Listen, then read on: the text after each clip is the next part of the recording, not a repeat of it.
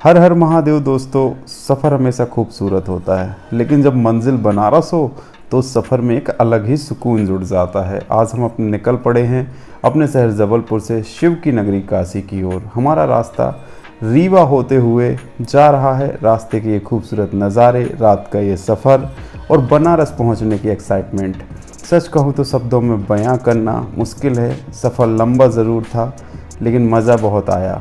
अब बनारस 10 से 20 किलोमीटर बचा ही था और हमने एक जगह रुक कर जो है डिनर किया। डिनर करने के बाद बाकी थोड़ा सा बचा हुआ सफ़र हम पूरा करके बहुत एक्साइट थे और वाराणसी विकास प्राधिकरण ने हमारा स्वागत भी कर दिया।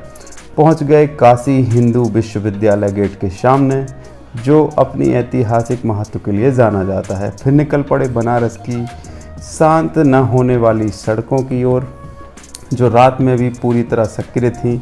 कहीं गधों पर गिट्टी ढोई जा रही थी, कहीं लोग अपने काम से जा रहे थे, कोई पान खाए जा रहा था। और उसी में हमारी सुबह हो गई बनारस की पहली सुबह, जिसे हम ई रिक्शा या टिर्री कहते हैं, उसमें सवार होके, क्योंकि यहाँ पे बड़ी कारें तो नहीं जाती, क्योंकि बनारस के रास्ते काफ़ी सकरे हैं भाई। तो हम टिर्री से निकल चुके मंदिर की ओर, लेकिन उमस ने हमारी जान निकाल रखी थी, क्योंकि हम जो हैं बहुत ही गलत मौसम में जो है बनारस आ गए। वैसे बनारस घूमने का सबसे अच्छा मौसम जो है वो सर्दियाँ ही हो सकती हैं, क्योंकि उस मौसम में सघन आबादी और नदी का तट होने की वजह से काफ़ी उमस और चिपचिप वाली गर्मी थी। तो मंदिर के दर्शन करने के बाद हम मणिकर्णिका घाट की ओर कॉरिडोर से बाहर निकले। पूरा मंदिर परिसर जो रेनोवेट हो गया है वो घूम लिया हमने। फिर हम मणिकर्णिका घाट की ओर बढ़े तो लकड़ी के बड़े बड़े ढेर से हमें जो है ये अंदेशा हो गया कि हम लोग जो है मणिकर्णिका घाट पहुंच चुके हैं। इस घाट को देखकर जीवन की असल सच्चाई समझ आती है। जहां एक तरफ जीवन का उत्सव है तो दूसरी तरफ मोक्ष की प्राप्ति। यहाँ ऊर्जा बहुत अलग है, जो आपको भीतर तक शांत कर देती है। घाटों से दिन हो या रात 24 घंटे जो है धुआं उठता रहता है। फिर हम घाट के मार्ग होते हुए जो है, वैसे भी बनारस में सड़क मार्ग से ज़्यादा चलने से सरल जो है वो आप जो है नाव के रास्ते जो है या एक जगह से दूसरी जगह जा सकते हैं। तो हम नाव के रास्ते जो है बनारस में एक जगह से दूसरी जगह घाटों को घूमते हुए जा रहे थे, लेकिन गर्मी ने हमारी यहाँ पे जान निकाल रखी थी। वैसे तो हम घूमने आए थे, लेकिन उमस और गर्मी से पूरी तरह परेशान हो चुके थे। तो हमने निर्णय लिया कि घाटों की ये जो घुमाई है, इस सफ़र को लंबा न करते हुए होटल चला जाए, एसी की ठंडी हवा का मज़ा लिया जाए और शाम को फिर आएंगे जब गंगा आरती होती है और शाम को बनारस जो है अपने अलग शबाब पर होता है।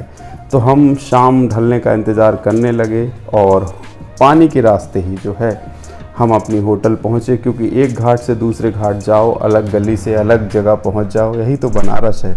सकरी सकरी गलियाँ आपको एक जगह से दूसरी जगह पहुँचा देती हैं।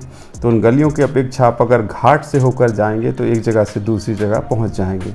तो हम यहाँ पे मुंशी घाट क्रॉस करते हुए आ गए। थोड़ा और आगे एक और घाट था, उस घाट का नाम पता नहीं है, क्योंकि यहाँ पे 84 घाट हैं। किस किस घाट का नाम हम याद रखेंगे भाई।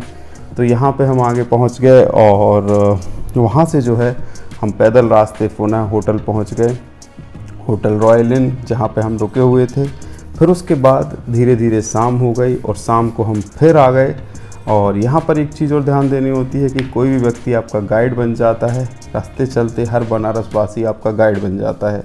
आपको ये ऊपर 500 रुपये बताएंगे, लेकिन नीचे आप जाके नाव वालों से बार्गेनिंग करेंगे तो 100 रुपये प्रति भक्ति में भी आपको शाम की आरती दिखाएंगे।